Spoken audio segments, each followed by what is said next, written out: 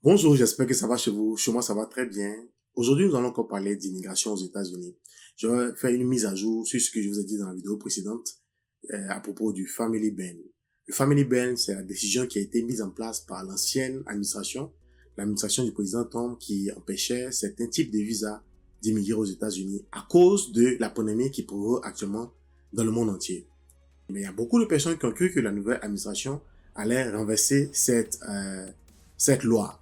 Mais malheureusement, le 2 février, quand les projets de loi de réforme ont été mis en place, le président Joe Biden et son équipe n'ont pas fait cas de ce Family Ban. Cette décision a suscité beaucoup d'engouement et c'est arrivé à un plus haut niveau pour voir comment ils pouvaient lever le Family Ban qui empêche beaucoup d'immigrants d'entrer aux États-Unis et même les travailleurs et les personnes qui ont décidé de travailler aux États-Unis qui entraient ici avec des visas de travailleurs qui ne peuvent plus se faire aujourd'hui. Cette vidéo-là est destinée à toutes les personnes qui veulent immigrer aux États-Unis. Je vais parler des gens qui ont participé à la Double Lottery, précisément les gens de la Double Lottery 2020. Cette vidéo-là vous concerne et toutes les autres Double Lottery qui sont en cours. Après avoir regardé cette vidéo, vous allez savoir ce qui se passe actuellement aux États-Unis sur le Family Ban. Si c'est votre première fois sur la chaîne, soyez la bienvenue. Je suis Beda de Happy Diaspora. Ici, je vous aide à développer un mindset pour atteindre vos objectifs beaucoup plus rapidement. Je fais des vidéos sur la productivité, je parle aussi de comment développer votre présence en ligne. Et pour toutes les personnes qui vivent déjà aux États-Unis, ou pour celles qui veulent vivre aux États-Unis, je partage des trucs et astuces sur les États-Unis. Donc, si l'une des thématiques dont je viens de parler là vous intéresse, je vous demande de vous abonner, d'activer la cloche de notification pour recevoir toutes nos vidéos dès qu'elles seront mises en ligne. Et puis, quand vous regardez la vidéo, s'il vous plaît, mettez un like. Ce like est vraiment important parce que il permet de dire à YouTube que nous faisons de bon travail. Et YouTube pourra montrer nos vidéos à beaucoup plus de personnes. Et enfin, c'est la communauté qui gagne. Donc, je voudrais vous dire merci déjà pour vous qui l'avez déjà fait. Et si vous aimez également la vidéo, vous pouvez faire des partages. Vous partagez à d'autres personnes parce que cette affaire-là nous concerne nous tous. On a beaucoup de frères qui sont de l'autre côté, qui veulent immigrer aux États-Unis. Donc, si vous partagez cette information-là, vous pouvez sauver une vie et sauver des familles. Donc, sans plus tarder, nous allons commencer. Est-ce que vous savez qu'il y a 174 organisations qui sont mises ensemble? Cette fois-ci, ils n'ont pas décidé d'aller en rang dispersé, ils sont mis ensemble et nous savons que l'union fait la force. Ils sont tous mis ensemble pour écrire une lettre au président Joe Biden. Et dans la lettre, ils ont salué l'approche du président Joe Biden de réunifier les familles. Mais ils ont aussi des doutes parce que jusque-là, le président Joe Biden n'a pas encore parlé du Family Ban. Ok, le Family Ban, je vais vous parler des lois 10.014 et 10.052 qui ont été mis en place par l'ancienne administration. Mais beaucoup de personnes ont pensé que la nouvelle administration, comme ils ont dit qu'ils allaient faire des réformes, ils allaient automatiquement arrêter le Family Ban. Mais comme ça n'a pas été fait, les gens se sont mis ensemble, ils ont envoyé un courrier au président. Ils ont dit au président que lui-même, il a décidé de mettre les familles ensemble.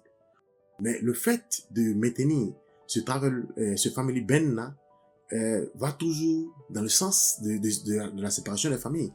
Parce qu'il y a des familles, par exemple, qui sont ici aux États-Unis, qui veulent faire venir leur épouse, ou leur frère, ou leur sœur, mais ces personnes-là sont encore bloquées de l'autre côté. Tant que ce projet de loi n'a pas encore été annulé, il sera difficile de le faire.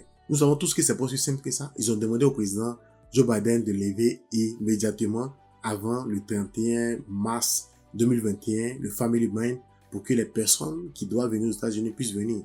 Ils ont mis l'accent sur les personnes qui ont joué déjà la DV Lottery 2020. Ok? Ces personnes-là risquent de perdre leur visa. J'espère qu'ils vont prendre d'autres dispositions pour voir comment régler ces choses-là. Ils en ont parlé, mais dans la pratique, on ne sait pas comment ça va se faire. Donc, c'est tous ces éléments-là qu'ils ont mis dans ce courrier. Ils ont aussi sorti un tweet du président Joe Biden. Je vais vous le lire. Juste après que l'ancienne administration du président Trump a mis en place le Family Ban. Il s'agit d'une autre tentative pour détourner l'attention de l'échec de cette administration à mener une réponse efficace au COVID-19. Les immigrants contribuent à la croissance de notre économie et à la création d'emplois. Le président ne peut pas sortir de cette crise un bouc émissaire. Donc voici ce que le président même a dit. Ils ont réitéré ces propos-là dans le courrier et ils l'ont mis en face du président Joe Biden. Et que le président Joe Biden essaie de revoir sa décision pour lever le Family Ban. Parce que l'ancienne administration avait dit qu'à cause du virus et à cause des intérêts des Américains, à cause des emplois et autres, ils ne pouvaient pas laisser tout le monde venir aux États-Unis. Mais comme le président Joe Biden a dit que les immigrants créaient des emplois et que la diversité avait aidé économiquement les États-Unis, c'est encore une bonne nouvelle d'ouvrir, de laisser tout le monde venir. Mais après cette nouvelle-là, ça m'a donné quand même à réfléchir et je vois que c'est pas aussi simple que ça. Aujourd'hui, nous n'entrons pas dans les émotions. Essayons d'analyser un peu, essayons de comprendre un peu avec des données que nous avons prises sur des sources officielles. Je parle ici des sources du gouvernement. Je parle ici des sources, ok, des écoles qui vraiment font du bon travail. C'est pas des organismes qui peuvent divulguer des informations erronées ou bien de fausses informations sur leur website. Donc, je vais vous sortir quelques informations. Vous et moi, nous allons voir un peu. Et puis, dans la barre des commentaires, dites-moi ce que vous pensez. Dites-moi comment vous pensez que ce problème-là sera réglé. Je prends un exemple. Si aujourd'hui, le président Joe Biden décide de lever le family ban, qu'est-ce qui va se passer? Actuellement, aujourd'hui, où je vous parle, il y a environ 1 300 000 dossiers qui sont sur la table. Je parle d'arriérés de dossiers. Ça veut dire que ces dossiers-là sont là, ça n'a pas encore été traité. Et parmi ces dossiers-là, il y a 380 000 visas immigrants qui ne sont pas encore traités. Vous voyez un peu, c'est beaucoup, n'est-ce pas? Mais auparavant, par an, les gens traitent environ 500 000 dossiers de visas immigrants par an. Donc, si vous faites le ratio, si vous essayez de calculer, combien de temps, après l'ouverture, ok, des frontières, combien de temps cette administration qui est en place là pourra traiter ces dossiers? C'est la raison pour laquelle ils ont mis sur place un comité ad hoc, un comité de crise, pour pouvoir étudier la question et voir comment ils vont lever le family ban. Parce que s'ils le lèvent maintenant, sans plan, comment ils vont s'arranger pour que tout le monde soit satisfait? Parce que en fin de compte, il s'agit de la satisfaction et des Américains et des immigrants. Donc, vous voyez que c'est un peu difficile. Le ratio, ça peut faire environ 2 ans. 2 ans de traitement des dossiers. Ça, c'est une option. D'abord, je tiens à vous rappeler que je suis pas une agent d'immigration, ok? Je travaille pas avec le gouvernement américain. Je suis une personne lambda comme vous. J'ai pris les informations. J'essaie de les décortiquer pour édifier tout un chacun. Et la discussion est ouverte. Vous pouvez faire aussi vos propres recherches. Vous pouvez aussi faire vos propres analyses. En fait, c'est la communauté qui gagne. On pourra aussi échanger dans les commentaires pour voir un peu comment ces décisions-là pourront être prises de façon réaliste, sans émotion, pour tirer des conclusions plausibles, des conclusions palpables. Donc, voici le premier problème. C'est au niveau des arriérés, des traitements des dossiers qui sont en cours. Comment ça va se passer? Et en plus de cela, on pourra augmenter le nombre de personnes qui vont avoir la développerie. On pourra aussi augmenter le nombre de personnes qui vont immigrer aux États-Unis en tant que réfugiés. Vous voyez que ça fait beaucoup. Donc, il faut quelque chose vraiment qui soit mis en place avant de prendre cette décision-là. Donc, si vous voyez que la décision dure un peu, je pense que c'est sûr à quoi les gens pensent. On prend un autre exemple. Et si les gens levaient la décision aujourd'hui? S'ils lèvent la décision aujourd'hui, comment les gens vont traiter le dossier? Ok, est-ce que cette solution-là pourra vraiment nous arranger? Ils ont aussi d'autres alternatives. Ils peuvent décider d'augmenter le nombre du personnel. Ça prend du temps d'embaucher un agent consulaire. Regardez par exemple dans nos pays. Il faut embaucher quelqu'un, peut-être qui vient des États-Unis, ou bien qui est américain, qui s'exprime peut-être en français, pour l'envoyer en Côte d'Ivoire, pour faire les interviews aussi en français. Et si vous devez former cette personne-là, ça va prendre du temps. Ça va prendre du pari au moins 6 mois. Ok, donc comment renforcer l'effectif pour pouvoir satisfaire les arriérés de traitement des visas qui sont en cours? Ça, c'est aussi un autre point d'interrogation. Dites-moi en commentaire ce que vous pensez. Pourquoi on ne soit pas étonné quand les gens vont prendre les décisions finales? Donc, c'est aussi un autre problème. Et pour embaucher les personnes, comment ça se fait? Il faut aussi prévoir au budget. Mais ça fait au moins 1 an que les services consulaires ne travaillent pas à plein temps. Ça crée un déficit d'environ 1,4 milliard de dollars. Vous savez que l'immigration fonctionne en fonction des revenus qu'ils ont. Donc, ces personnes, il faut aussi songer à comment les payer et tout.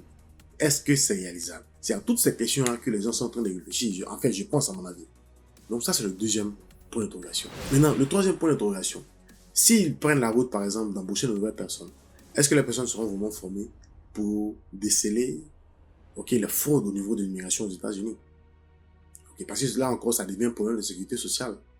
Est-ce que les Américains locaux, les personnes qui sont nées ici, vont accepter que le gouvernement baisse un peu leur garde pour satisfaire tout le monde pour entrer aux États-Unis? Ça, c'est encore un autre problème. Ce sont des interrogations qui sont là, qui sont vraiment difficiles à répondre.